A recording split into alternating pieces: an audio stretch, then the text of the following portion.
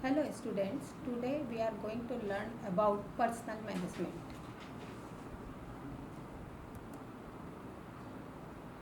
Meaning of personal management.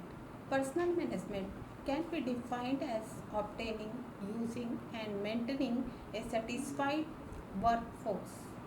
It is a significant part of management concerned with employees at work and with their relationship within the organization. Here are some definitions of personal management. According to Bridge, personal management is that part which is primarily concerned with human resource of organization. According to Flippo, personal management is the planning, organizing, compensation, integration, and maintenance of people for the purpose of contributing to organizational, individual, and societal goals.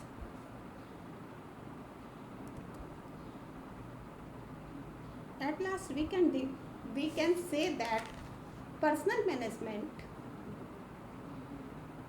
is the management by which is concerned with planning, organizing, directing, controlling various operative functions of procurement, development, maintenance, and utilization of a labor force in such a way that objectives of the company, those of personnel at all levels, and those of community are achieved.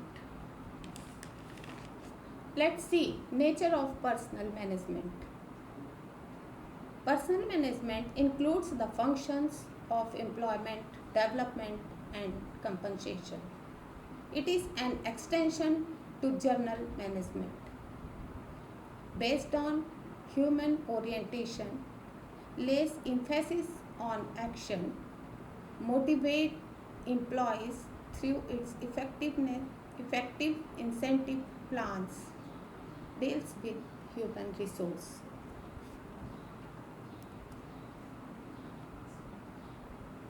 What are the role of personal managers? Personal managers provides assistance to the top management. Their advices they advise as a line manager. They are counselors, mediators, and spokesmen for the company.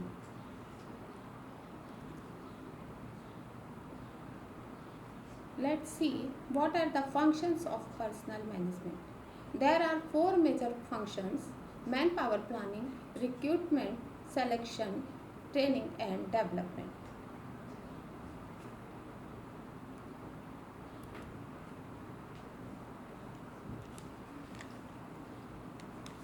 Planning means determination of personal programs in advance, organizing. Manpower planning means putting members of people, right kind of people, at right place, right time, doing the right thing for which they are suited to achieve the goal of organization. Main functions of manpower planning is forecasting vacancies, to forecast future vacancies and to anticipate retirements, promotions, and transfer. Recruitment. Recruitment refers to the overall process of attracting, shortlisting, selecting, and appointing suitable candidates for job within an organization. Main actions are taken like to seek the attract qualified applicants to fill vacancies, to prepare job analysis, job description, and job specification, to analyze resources of potential employees. Selection. Selection means analyzing applications and determining suitability of candidates. For this, following actions are taken: weeding out undesirable applicants, conducting tests and interviews, investigation of references, investigating references, arranging medical testing for physical fitness. Actions after selection. After selection, to ensure new recruits are provided with appropriate training for this, orienting new employees into their jobs, ascertaining their training requirements, reviewing their performance are compulsory.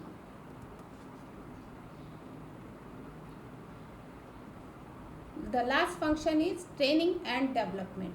Training and development refers to educational activities within a company created to enhance the knowledge and skill of employees while providing information and instructions on how to better perform a specific task. It emphasizes on the improvement of performance of individuals and groups.